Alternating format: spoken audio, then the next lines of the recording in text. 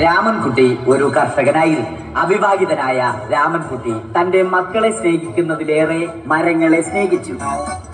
പെട്ടെന്നാണ് രാമൻകുട്ടി ആ കാഴ്ച കണ്ടത്. വഴിയിൽ ഒരു ജാതി മരം വീണ് കിടക്കുന്നു. രാമൻകുട്ടി ഒട്ടും അമാന്തിച്ചില്ല.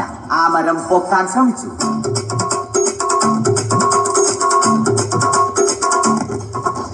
നടക്കുന്നില്ല.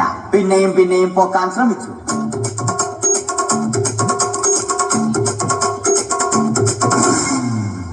നടക്കുന്നില്ല. രാമൻകുട്ടി വഴിയെ പോയവരെ എല്ലാവരെയും സഹായത്തിന് വിളിച്ചു.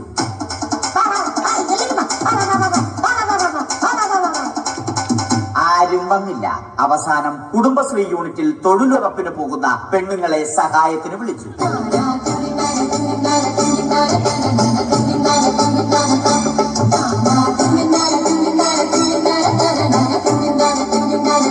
അവരെത്തി. അവർ അവരുടെ സ്ഥിരം പണി തുടങ്ങി. അത് കണ്ട ദേഷ്യം വന്ന രാമൻകുട്ടി മരത്തെ ഒറ്റയ്ക്ക് പിടിച്ചു പോക്കി.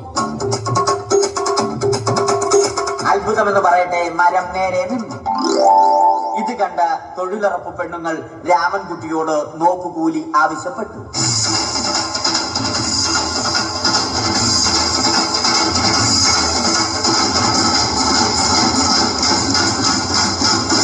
പോക്കറ്റില്ലാത്ത ബനിയൻ ധരിച്ച രാമൻകുട്ടിയുടെ പോക്കറ്റ് വരെ കീറിയിട്ടാണ് പെണ്ണുങ്ങൾ പോയത്.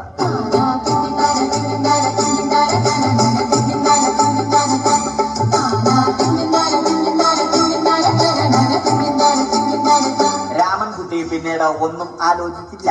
മരത്തിന് ഫാക്ടംബോസ് 2020 സെപ്റ്റംബർ 14 നൽകി. മരം തഴച്ചു വളർന്നു. ഇത് കണ്ട് രാമൻകുട്ടിക്ക് സന്തോഷം വന്നു. സന്തോഷം വന്നാലും ദുഃഖം വന്നാലും രാമൻകുട്ടിക്ക് മരത്തിനു ചുറ്റും ഡാൻസ് കളിക്കുക എന്നുള്ളത് രാമൻകുട്ടിയുടെ മാസ്റ്റർ പീസ് ആയിരുന്നു. ആ മാസ്റ്റർ പീസ് രാമൻകുട്ടി ഇവിടെയും എടുത്തു.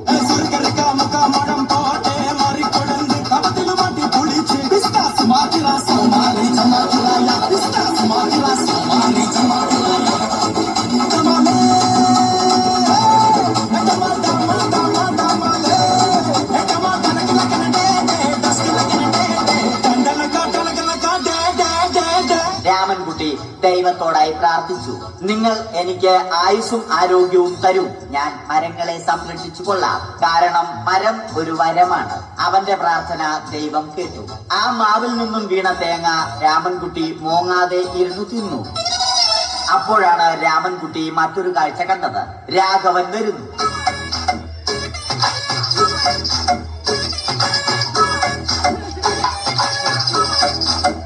മരം മുറിക്കൽ ഹോബിയാക്കിയ, അതിലുപരി ജോലിയാക്കിയ രാഘവൻ മരങ്ങളുടെ ശത്രുവല്ലേ. മരങ്ങൾ മുറിച്ച് ഫർണിച്ചർ പണിയുന്നത് തെറ്റൽ. അവനെ ഇതിൽ നിന്നും പിന്തിരിപ്പിക്കണം. അവർ തമ്മിൽ ഒന്നും രണ്ടും പറഞ്ഞു.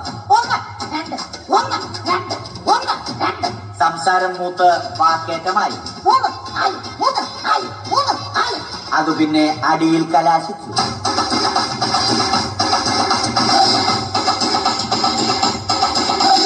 നല്ല മനസ്സിന് ഉടമയായ രാമൻകുട്ടി കംപ്ലീറ്റ് അടിയും വാരിക്കൂട്ടി. ഒടുവിൽ രാമൻകുട്ടി സർവ്വധൈര്യവും സംഭരിച്ച് രാഘവനോടായി അലറി. മനസ്സലിഞ്ഞ രാഘവൻ രാമൻകുട്ടിയെ അരികിൽ വിളിച്ചു. കൈവാക്കിന് കിട്ടിയ രാമൻകുട്ടിയെ രാഘവൻ ഒട്ടിറൊട്ടിയാക്കി മരത്തിലൊട്ടിച്ചു.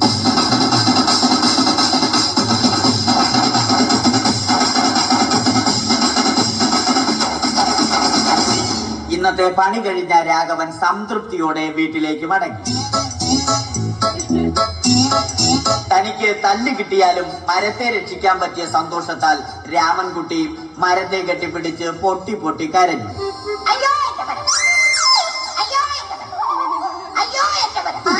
കാരണം മരം ഒരു വരമാണ്. കെട്ടിപ്പിടിക്കൽ ഏറ്റുവാങ്ങിയ മരം നാണം കൊണ്ട് ചില്ലകൾ താഴ്ത്തി. മരത്തെ രക്ഷിച്ച ക്ഷീണത്തിൽ രാമൻകുട്ടി മരച്ചുവട്ടിലിരുന്ന് ഉറങ്ങിപ്പോയി. പെട്ടെന്നാണ് അത് സംഭവിച്ചത്.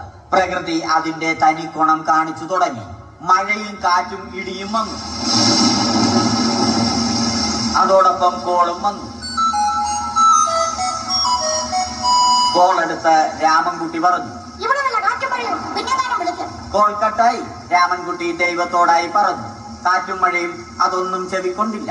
രാമൻകുട്ടിയുടെ മരം ആടിയുലഞ്ഞു. രാമൻകുട്ടി ദൈവത്തോടായി വീണ്ടും പറഞ്ഞു, മരം ഒരു വരമാണ്, മരത്തെ ഒന്നും ചെയ്യരുത്. വരം കിട്ടിയതുപോലെ രാമൻകുട്ടി തന്റെ ചൂണ്ടുവിരൽ കൊണ്ട് മരത്തെ താങ്ങി നിർത്തി. ചൂണ്ടുവിരൽ വളഞ്ഞ് ചൂണ്ട പോലെയായി. ഇനി മീൻ പിടിക്കാൻ കൊള്ളാം. അവസാനം സംഭവിക്കേണ്ടത് സംഭവിച്ചു. രാമൻകുട്ടി അടിയിലും മരം മുകളിലും. അന്ത്യശ്വാസം വലിക്കുന്നതിനു മുമ്പ് രാമൻകുട്ടി ദൈവത്തോടായി ഇങ്ങനെ പറഞ്ഞു, എന്റെ